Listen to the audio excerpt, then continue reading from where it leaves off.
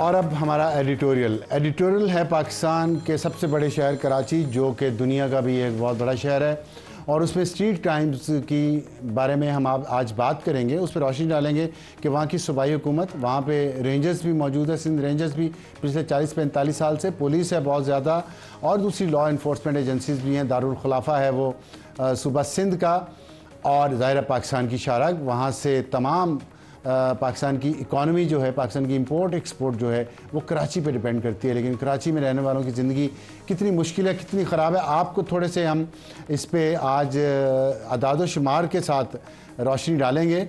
रोशनियों का शहर तो है, लेकिन रोशनियाँ बुझ गई हैं और उसका जो क्राइम डेटा है 2024 का, सिर्फ अभी 8वां महीना शुरू है, इसका हम क्राइम डेटा आपको बता रहे हैं 20 जुलाई, और ये सिर्फ 30 जुलाई तक का डेटा है। इसके पहले 7 माह में 44,000 से ज़ायद वाक़यात स्ट्रीट क्राइम्स के हो चुके हैं, 44,000 से ज़ायद। उसमें कत्ल 356 और कार छीनने के वाक़यात 153 और कार चोरी के वाक़यात 1029। अब छीनने और चोरी करने में फ़र्क है, आप समझ रहे होंगे क्या फ़र्क है। मोटरसाइकिल छीनने की वारदातें 5,244, अब मोटरसाइकिल चोरी कितने हुए, दिल पे हाथ रख के सुने, 25,764। और मोबाइल फ़ोन कितने छीने गए सिर्फ 7 माह में कराची से, 11,813। और ये सिर्फ यहीं पे ख़त्म नहीं हुआ, अभी अगवा बराए तावान 12 लोग वहाँ से अगवा हुए, जिनको तावान लेकर कुछ को छोड़ा गया, कुछ को नहीं छोड़ा गया, और गैंग रेप 28। ये पाकिस्तान के सबसे बड़े शहर कराची की स्ट्रीट क्राइम की सूरत हाल है।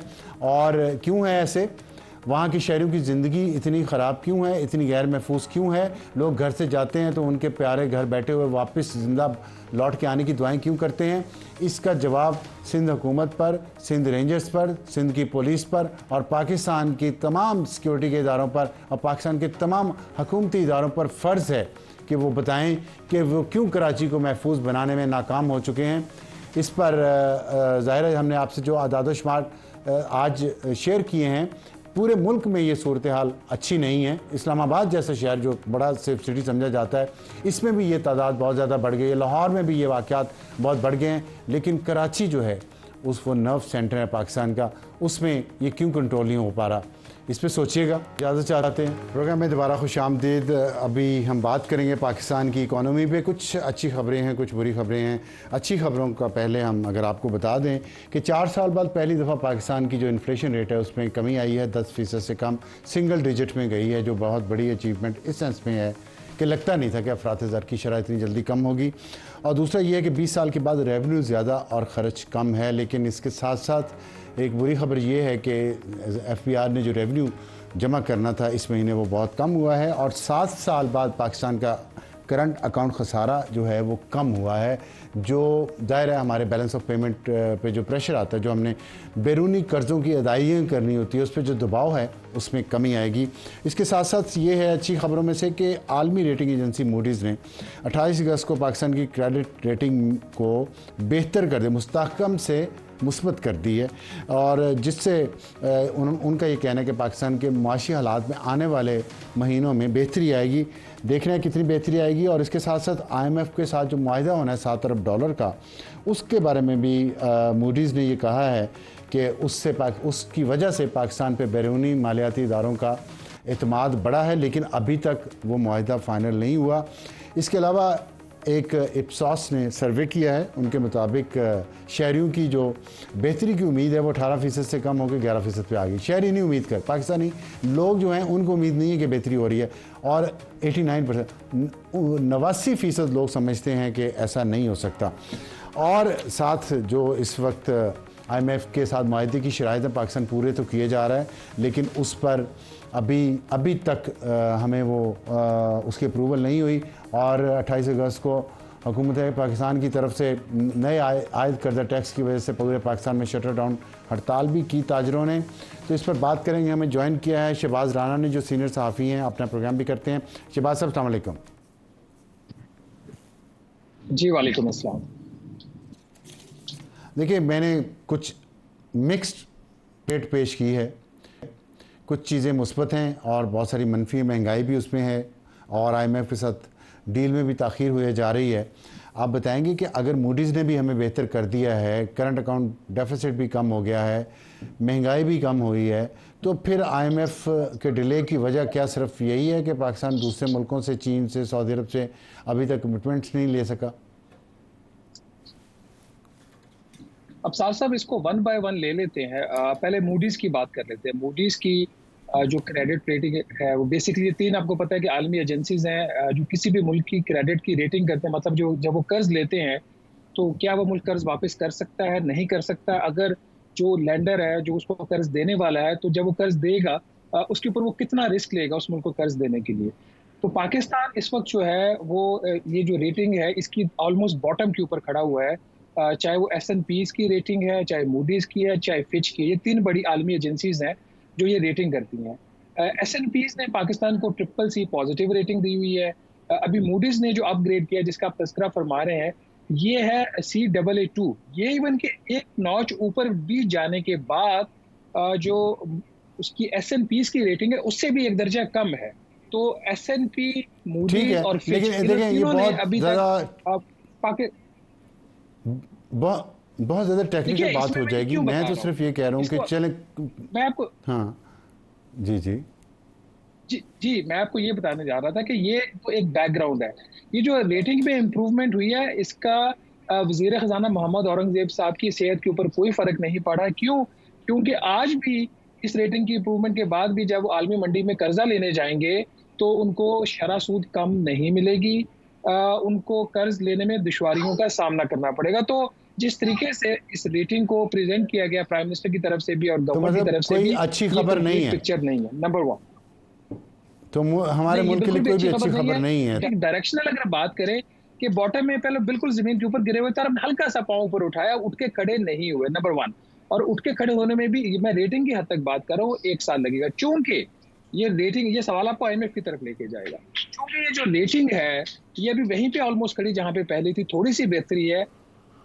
चूंकि पाकिस्तान को मजीद फॉरेन कर्जा लेना IMF की शर्त, आगे चले रेटिंग से आगे चले, क्योंकि हमारे पास बहुत सारे लोग, देखिए मैं बात करना चाहता हूँ कि फिर शटर डाउन हड़ताल भी हुई, बिजली के रेट्स भी अभी नीचे नहीं आए, तो लोगों के लिए महंगाई का आलम तो वही है, लेकिन ताज़ा टैक्स देने पर राज़ी नहीं है। आप इस सारे माहौल में जो आपने एक तस्वीर कशी भी की है कि कोई ख़ास तो बेहतरी आई नहीं है, तो हल क्या है आपके ख्याल में? औरंगज़ेब साहब को अगर हम बताना चाहें कि ये हल है, वो कहते रहते हैं हमें हल नहीं बताते, तनकीद करते हैं, अगर हल बताना तो हल क्या है?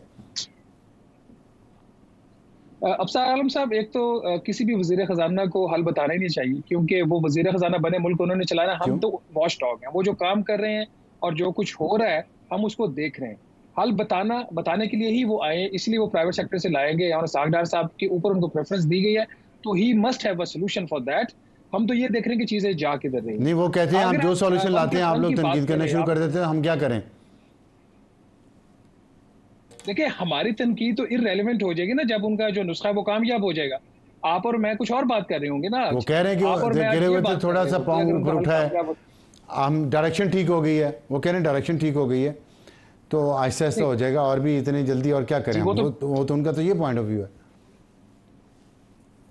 देखिए वो मसला ये है कि सबसे पहले तो इस चीज को अप्रिशिएट किया जाए ना, क्या वाकई जो चीजें हो रही हैं वो ग्राउंड के ऊपर इतनी ही हो रही है जितनी हुकूमत का दावा है। हर हुकूमत जो इंप्रूवमेंट है उसको एग्जैजरेट करती है। This government is not an exception. ये भी वही करती है जो माजी हुकूमतें कर रही हैं। हमने उसको इंडिपेंडेंटली उस चीज को देखना होता है ना कि किस हद तक उसमें सच्चाई है या नहीं है।